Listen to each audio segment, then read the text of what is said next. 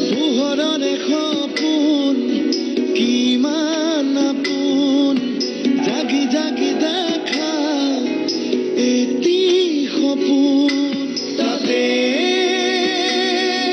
জ্বলি নুমাই যোৱা মৰাও শিৰজোন পোহৰৰ সপোন মৰাও শিৰজোন পোহৰৰ সপোন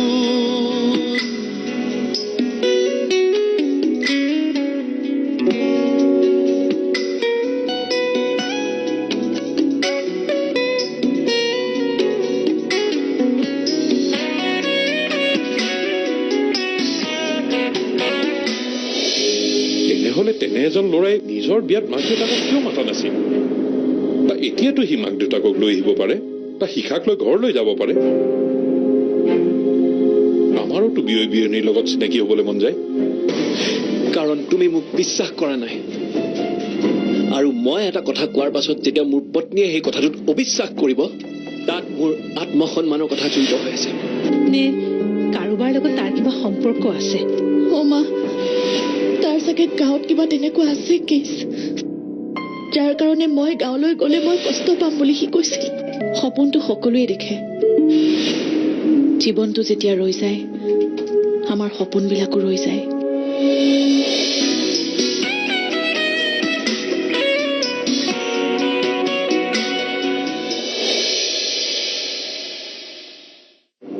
তুমিতো ইমান উত্তেজিত হোৱা ল'ৰা নহয় তুমি এইটো সৰু কথা কোৱা নাই শিখা মোৰ প্ৰতি যে তোমাৰ সন্দেহ ইমান লেতেৰা মই আচৰিত হৈছো আৰু সকলোৱে ভাবি এইটো আচৰিত হ'ব যে মানুহ যেতিয়া সফল হয় তাৰ পিছত তেওঁৰ পত্নীক গাঁৱৰ ঘৰলৈ নিব খোজে মই নিজে যাব খোজাৰ পিছতো তুমি মোক কিয় নিব নোৱাৰা তুমি সেই কথাটোতে কিয় লাগি আছা বাৰে বাৰে লাগি থাকিমেই মই কাৰণ তুমি মোক নিব নোখোজা নহয় নিবলৈ তোমাৰ মন এটা আছে কিন্তু গাঁৱতো চাগে তুমি কাৰোবাক বিয়া কৰাম বুলি কথা দি থৈছা তাৰ পাছত কোনখন মুখ লৈ গাঁৱলৈ যাবা শিখা তুমি কি মোক ইমান চিপ আৰু কেৰেক্টাৰলেছ ল'ৰা বুলি ভাবিছা নেকি হে মই ইমান চৰিত্ৰহীন ল'ৰা নহয় কিন্তু ভৱিষ্যতে যদি আৰু এনেকুৱা কথা তোমাৰ মুখলৈ আহে মই তোমাক ক্ষমা নকৰিম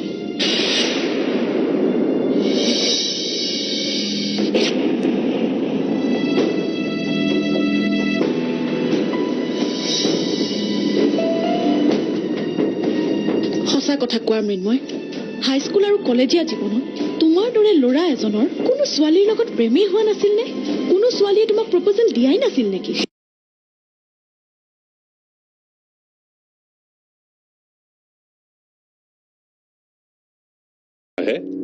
কোনো কথা নোহোৱাকে হঠাতে তুমি তাইৰ তালে যাবলৈ ওলালে যে আমাকচোন একো কোৱাই নাই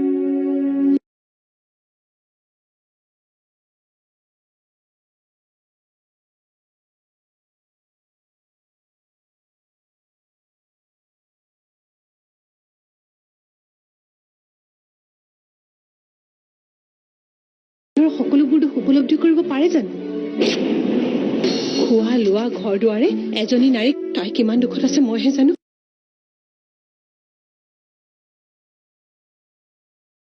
এজনী নাৰীৰ সুখ ক'ত থাকে আমি নাৰীয়েহে উপলব্ধি কৰিব পাৰো তাই তাৰমানে কিবা দুখত আছে নেকি কেনেকে কম গলেহে গম পাম তাই কি দুখত আছে তুমি এতিয়া যোৱাৰ প্ৰয়োজন নাই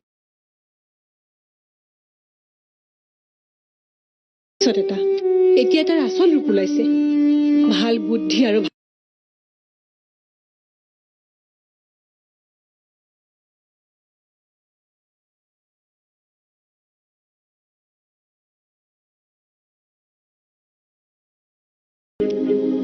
মই এনেকৈ হঠাৎ শিখাৰ তালে এনেই যাবলৈ ওলোৱা নাই যোৱা ৰাতি তাই কান্দি কান্দি মোলৈ ফোন কৰিছিল কি ক'লা মাজনীয়ে কান্দি কান্দি ফোন কৰিছিল কিয় কান্দিছিলে কিহৰ বাবে কান্দিছিলে সিহঁতৰ মাজত কিবা কাজিয়া লাগিল মই ওলাই আহোঁগৈ কিয় ময়ো যাম মোৰো কথাবোৰ জানিবলৈ মন গৈছে যে 2 মাহ নহওঁতেই সিহঁতৰ কি কণ্ডল আৰম্ভ হ'ল।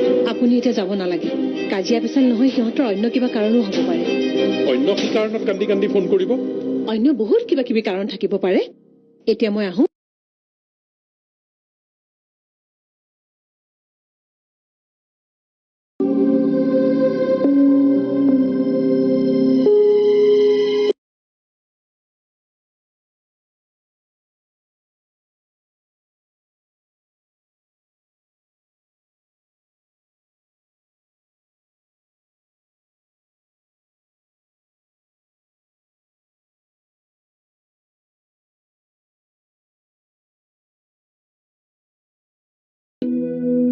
কচোন, কথা আছিলে কিবা? কথা মানে বৰ নাই নাই, দেউতাই সোনকালে হোৱাটো বিচাৰিলেই যে চব কাম সোনকালে হৈ যাব তাৰতো একো মানে নাই। আৰে ইয়াত প্ৰব্লেমটো কি?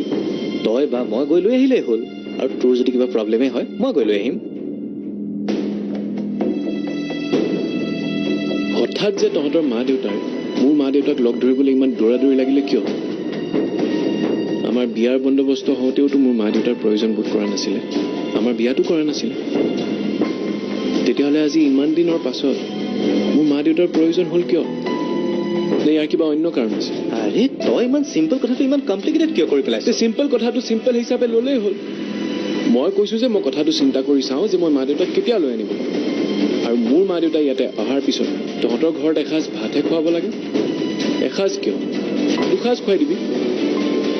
চিম্পল। আহিছোঁ।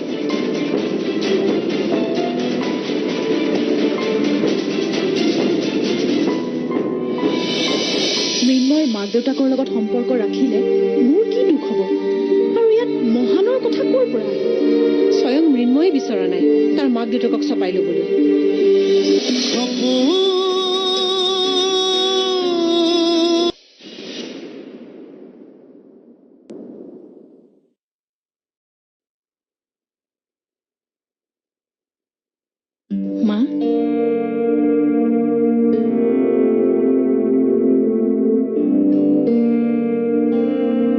মা, এতিয়া তুমিয়ে কোৱাচোন, কিবা এটা গোপন কথা নাথাকিলে সিনো মাক দেউতাকৰ ওচৰলৈ নোযোৱাকৈ থাকেনে?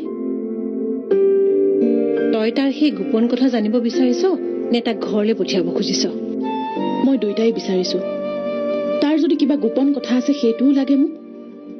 আৰু তাৰ মাক দেউতাকৰ লগত মই চিনাকিও হ'ব বিচাৰিছো, যাতে পিছত মানুহে মোক ক'ব নোৱাৰে যে মোৰ কাৰণে মৃন্ময়ে নিজৰ গাঁওখনক আৰু মাক দেউতাকক এৰি দিছে। তই সঁচাকে মহা বুৰ্বক দেই। কিয় ক'লা? কিয় নকওঁ? আজিৰ যুগৰ ছোৱালীয়ে যদি তোৰ মুখত এনেকুৱা কথা শুনে হাঁহিব। মই এনেকুৱা কি বেয়া কথা ক'লো? বেয়া কথা কোৱা নাই, কিন্তু এইটো তোৰ মূৰ্খামিৰ বাহিৰে আন একো নহয়। আজিৰ যুগত মানুহে জঞ্জালৰ পৰা আঁতৰি থাকিব খোজে, আৰু তই হৈছ জঞ্জালবোৰ চপাই ল'ব খুজিছ। মা, মৃন্ময়ৰ মাক দেউতাক মোৰ কাৰণে জঞ্জাল হ'ব নোৱাৰে। আৰে যি মাক দেউতাকে তাক আজি অতদিনে তুলি তালি ডাঙৰ দীঘল কৰিলে, সি আজি মানুহ হোৱাৰ পিছত মাক দেউতাকক পাহৰি যোৱাটো কম বেয়া কথা। হ'ব, ইমান মহান হৈ দেখুৱাব নালাগে। আমি জীৱনটো সদায় সুখত কটাব বিচাৰো, দুখত নহয়। আৰু মই মোৰ ল'ৰা ছোৱালীকেইটা সদায় সুখত থকাটো বিচাৰো। মৃন্ময়ৰ মাক দেউতাকৰ লগত সম্পৰ্ক ৰাখিলে মোৰ কি দুখ হ'ব? আৰু ইয়াত মহানৰ কথা ক'ৰ পৰা আহিল? স্বয়ং মৃন্ময়ে বিচৰা নাই তাৰ মাক দেউতাকক চপাই ল'বলৈ। কাৰণ সি বুদ্ধিমান ল'ৰা, দূৰদৰ্শী। সি হয়তো অনুমান কৰিছে যে তাৰ মাক দেউতাকক চপাই ল'লে তহঁতৰ সুখৰ সংসাৰখনত কেৰুণ লাগিব। তোতকৈ সি তাৰ মাক দেউতাকক বেছি বুজি পায়, আৰু সেইকাৰণে হয়তো তোৰ লগত চিনাকি কৰি দিবও খোজা নাই। কিন্তু যাৰ লগত মই বিয়া হৈছো তেওঁৰ মাক দেউতাকক এদিনলৈও চাব নাপামনে? সময়ত প্ৰয়োজন হলে পাবি নহয়। মৃন্ময় মাক দেউতাক ভাল হোৱা হলে সি এনেকৈ গাই এৰি নুফুৰে। বিয়াটো নানিলে বোধহয় আনিব পৰা বিধৰ মানুহেই নহয়। বুজিছ মাজনী, তেওঁলোকৰ নিশ্চয় কিবা দুখ আছে, যাৰ বাবে মৃন্ময়ে আমাৰ লগত চিনাকি কৰি দিবলৈ সাহস কৰিব পৰা নাই। নহলেনো কোনোবাই নিজৰ মাক দেউতাকক এনেকৈ এৰিব পাৰেনে? মা, তেওঁৰ মাক দেউতাকক এৰাও নাই। মাহে মাহে তেওঁলোকলৈ পইচা পঠিওৱাত এদিনো দেৰি নকৰে, সদায় সময়ত পঠিয়ায়। সেয়াই হৈছে বুদ্ধিমানৰ কাম। মৃন্ময় সঁচাই বুদ্ধিমান। চা মাজনী, যাক দূৰৰ পৰাই চম্ভালিব পাৰি তাক ওচৰ চপাই লোৱাৰ বা ওচৰলৈ যোৱাৰ কোনো প্ৰয়োজন নাই। তুমি আচলতে কথাবিলাক বুজা নাই মা। নিজৰ মাক দেউতাকক এৰি কোনো কেতিয়াও সুখী হ'ব নোৱাৰে। মৃন্ময় কেনেকৈ সুখী হৈছে? হয়তো সিও সুখী হ'ব পৰা নাই, কিন্তু সুখী হোৱাৰ অভিনয় কৰি আছে। তাৰ কিবা অন্য কাৰণ আছে মা। অন্য কাৰণ নাথাকিলে সি কথাবোৰ কোৱাৰ লগে লগে পলাব বিচাৰে কিয়? কিন্তু অন্য কাৰণ কি থাকিব পাৰে?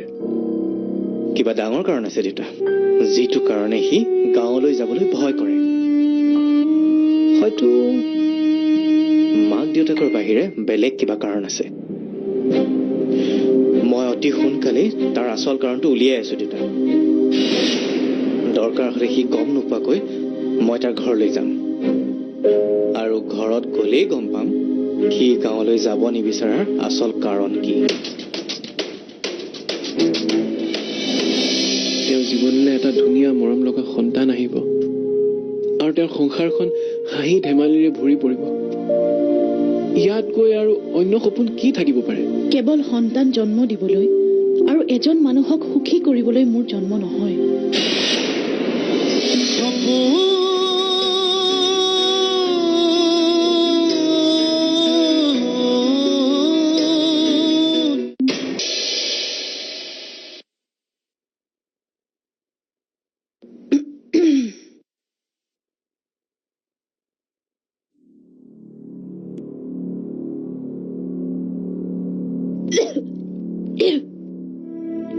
কি হ'ল? জানো কি হৈছে, মোৰতো বেয়া লাগিছে। গাটো বেয়া নেকি? নহয়, দিনটো এনেকুৱা লাগি আছে কিয় বা? তাৰমানে দিনত কিবা নাখাবলগীয়া বস্তু খাইছিলে? নাই খোৱা। তেতিয়াহ'লে কিয় এনেকুৱা? শিখা,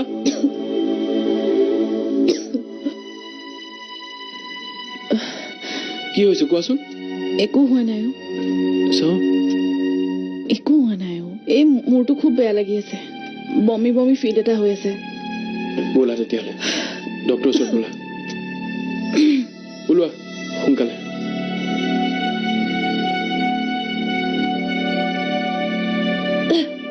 তুমি বলিয়া হৈছা নেকি? কি কথাবোৰ কোৱা হে? বলিয়া মই হোৱা নাই, হৈছে যদি আপোনালোকে হৈছে। বাপেক পুতেক জীয়েকৰ মূৰত ভাল চিন্তাৰ সলনি কুচিন্তা সোমাইছে। কথাবোৰ অলপ জুখি মাখি কবাচোন। কুচিন্তা আমাৰ মনত মা লোৱা নাই। তেনেকুৱা যদি কথা চিন্তা কৰিছা, তুমিহে চিন্তা কৰিছা। মোক যে তেনেকে কব মই আগতেই জানো। আপোনালোকে কোনদিনানো মোৰ কথা মানিছে?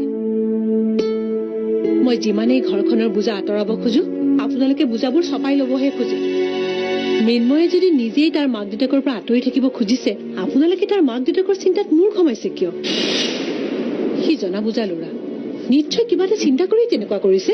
আজিলৈকে মৃন্ময়ক একেবাৰে দেখিব নোৱাৰা মানুহজনী আজি তাৰ প্ৰশংসাত একেবাৰে পঞ্চমুখ হবলৈ ধৰিছা যে, কাৰণ কি? কাৰণ মই মোৰ ছোৱালীজনী সুখত থকাটো বিচাৰো। আমি তাৰমানে তাই দুখত থকাটো বিচাৰো। নহলেনো তাৰ গাঁৱৰ হোজা মাক বাপেকৰ কথা তাইৰ মূৰত সোমাই দিয়ে নে?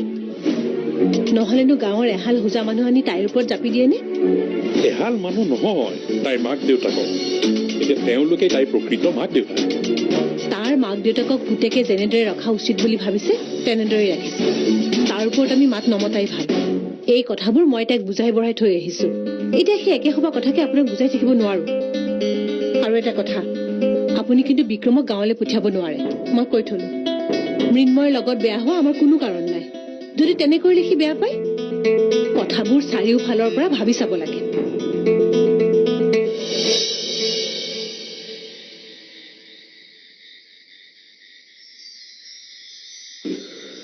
মই আজি সঁচাই দেউতাক হবলৈ ওলাইছো। তোমাক কি বুলি ধন্যবাদ দিওঁ শিখা? তুমি জানানে মই আজি কিমান সুখী। মোৰ জীৱনৰ সকলো সপোন যেন পূৰণ হবলৈ ধৰিছে। তুমি জানা শিখা, মোৰ সপোন আছিলে মই এদিন ডাঙৰ মানুহ হম।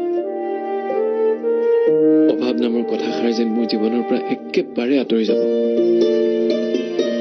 মোৰ সন্তানে অনুভৱ কৰিব নোৱাৰিব কেতিয়াও যে অভাৱ কি।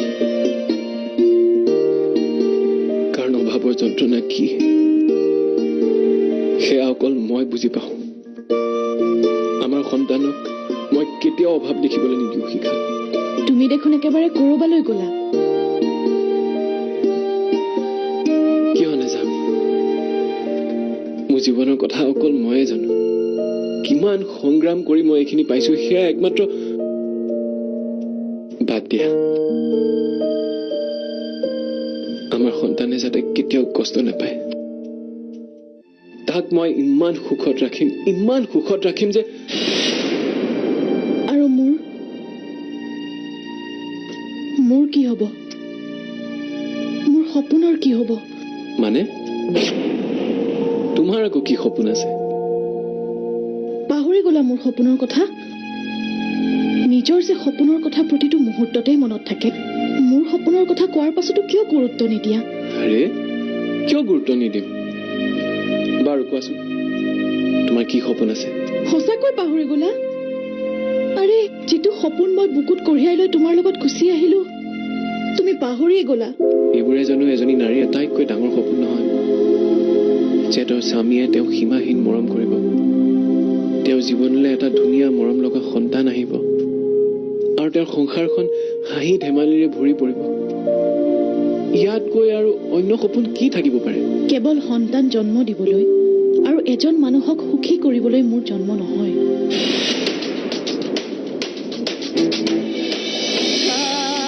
চকু পানী